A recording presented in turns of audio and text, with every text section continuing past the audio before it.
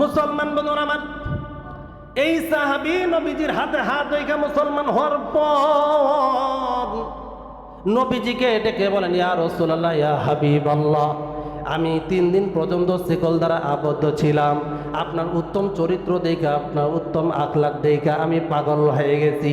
আপনার প্রেমে আমি দেওয়ানা হয়ে গেছি। আপনার আল্লাহর প্রতি আমি ঈমান এনেছি। ও নবীজি, আমি তো মক্কায় যাচ্ছিলাম হজের উদ্দেশ্যে, কিন্তু তখন ছিলাম আমি কাফের, তখন ছিলাম আমি বেঈমান, কিন্তু এখন আপনার হাতে হাত রেখে কালেমা পড়ে মুসলমান হয়েছি। নবী গো, আপনি যদি অনুমতি দেন তাহলে আমি এই অবস্থায় মক্কায় যাব, আমি আল্লাহর ঘর তওয়াফ করব, আমি হজ আদায় করব। নবীজি সাল্লাল্লাহু আলাইহি ওয়াসাল্লাম অনুমতি দিয়া দিলেন।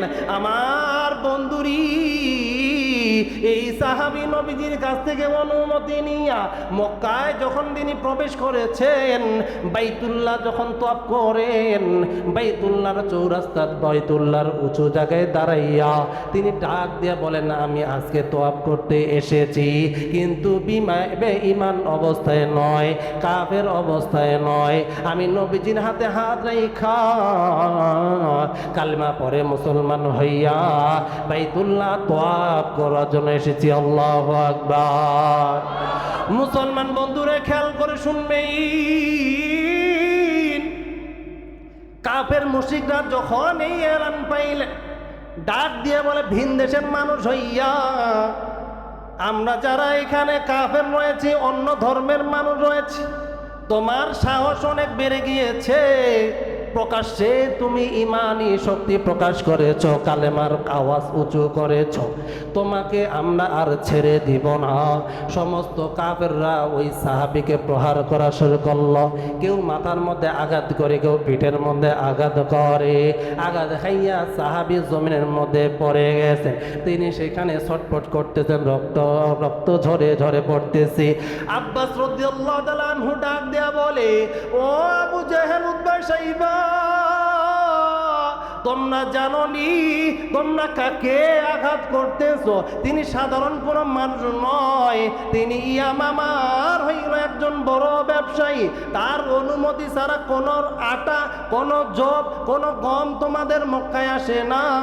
তোমরা তার প্রতি আঘাত করিও না, তোমরা তাকে ছেড়ে দাও। এ বন্ধু, এ বাবাজি, খেয়াল করে শুনবেন, কেন এই ঘটনা আপনাদের সামনে আনলাম। সাহাবী কিছুই বললেন না। হজের কার্যক্রম শেষ করে তিনি আবার নিজের প্রদেশে অথবা নিজের এলাকায় চলে গেলেন।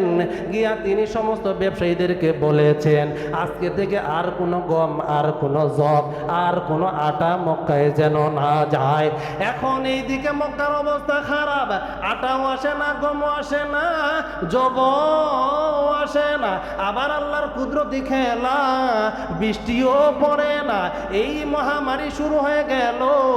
আবু জেহেল, উতবা, শাইবা চিন্তা করলো, না না না, এইভাবে যদি আমরা থাকি তাহলে আমরা না খেয়ে মারা যাব।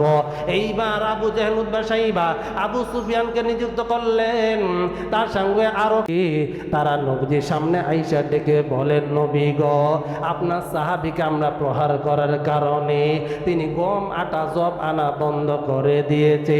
নবী,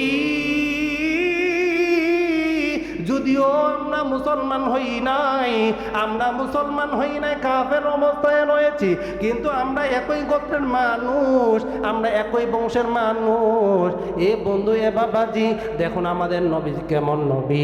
আমার আল্লাহ বলেছেন, ওয়ামা আরসালনাকা ইল্লা রাহমাতাল লিল আলামিন। আমার নবী কেমন রহমত, কেমন বরকতওয়ালা নবী। যেই নবী মুসলমানের জন্য রহমত, যেই নবী কাফেরদের জন্য রহমত, যেই নবী কবরওয়ালার জন্য রহমত, যেই নবী দুনিয়ার মানুষের জন্য রহমত, যেই নবী জাহান্নামীদের জন্য রহমত, যেই নবী জান্নাতীদের জন্য রহমত। এই নবীজিকে যখন বলেছেন, নবী গো, আমরা যদিও ঈমান আনি নাই, কিন্তু আমরা একই বংশের মানুষ। নবী, আপনি আপনার ওই সাহাবীকে বলে দিন সে যেন আমাদেরকে গম আটা জব পাঠায়। নবীজি ডেকে বলে, ও উতবা সাইবার অনুসারীরা শুনে নাও, বৃষ্টি যেহেতু হয় না, আমি আল্লাহর কাছে বলি আল্লাহ যেন বৃষ্টি দিয়া দেয়। আর আমি ওই সাহাবীর কাছে চিঠি লিখলাম, চিঠির মধ্যে লিখলো, আমি নবীজি বলছি তুমি তোমার আটা জব গম এখনই আজকে থেকে জারি করো মক্কায়। সাহাবীরা যখন এই পত্র পাঠাই দিল, ওই সাহাবী ওই জায়গায় থেকে অর্ডার দিয়া দিল, মক্কায় আবারও আটা গম পয়দা হয়ে গেল, আবারও আটা গম আসা শুরু হইল। আর নবীজি দোয়া করেছেন, দোয়ার বরকতে মক্কার মধ্যে সুন্দর বৃষ্টি বর্ষণ হয়েছে। সুবহানাল্লাহ। ওয়া মা আরসালনাকা ইল্লা রাহমাতাল লিল আলামিন। আল্লাহু আকবার। ওয়াইন্নাকা লাআলা খুলুকিন আযীম। হে নবী, নিশ্চয়ই আপনি উত্তম চরিত্রের, মহান চরিত্রের উপরে অধিষ্ঠিত রয়েছেন। আমি নবী আপনাকে উত্তম, আমি আল্লাহ আপনাকে উত্তম চরিত্রের অধিকারী বানাইছি। আমার নবী ছিল এমন রহমতওয়ালা নবী, আমার নবীজির আচরণ ছিল এত সুন্দর, আমার নবীজির আখলাক ছিল এত সুন্দর। কাফের মুশরিকরাও যখন নবীজির কাছে এসে সাহায্য চাইতো, নবীজি চিন্তা করতেন না, নবীজি আল্লাহর সৃষ্টি মনে কইরা তারে মাফ করতেন, তার জন্য দোয়া করতেন। এই নবীর উম্মত আমরা হতে পেরেছি। এখন আপনারাই বলুন, এই নবীজির উম্মত হইয়া এই নবীজির সুন্নত ধারণ করা, এই নবীজির আদর্শকে নিজের জীবনে লালন করা, এই নবীজি যা নিষেধ করেছেন তা থেকে ফিরে থাকা আমাদের জন্য জরুরি কি জরুরি না? অবশ্যই আমাদের জন্য জরুরি, অত্যন্ত জরুরি, খুব জরুরি, 100% জরুরি, ফরজে আইন জরুরি। কারণ আপনি যদি ইবাদত করেন কিন্তু নবীজির সুন্নত মোতাবেক না হয়, আপনি যদি ইবাদত করেন নবীজির সুন্নত এবং আল্লাহর রেজামন্দির সাথে না হয়, আপনার ওই ইবাদতের কোনো পার্সেন্ট আসবে না, আপনার ইবাদত 0% হবে। এই জন্য আল্লাহ তাআলা আমাদের সকলকে নবীজি যেইভাবে বলেছেন, নবীজি যেই তরিকায় বলেছেন, ওইভাবে নবীজির উদ্দেশ্যগুলোকে সফল কাম করা, আমরা আল্লাহর ওসিলায় আল্লাহ তাআলা যেন আমাদের সকলকে নবীজির সুন্নত মোতাবেক জিন্দেগি পরিচালনা করা তৌফিক দান করেন। সকলেই বলুন আমিন।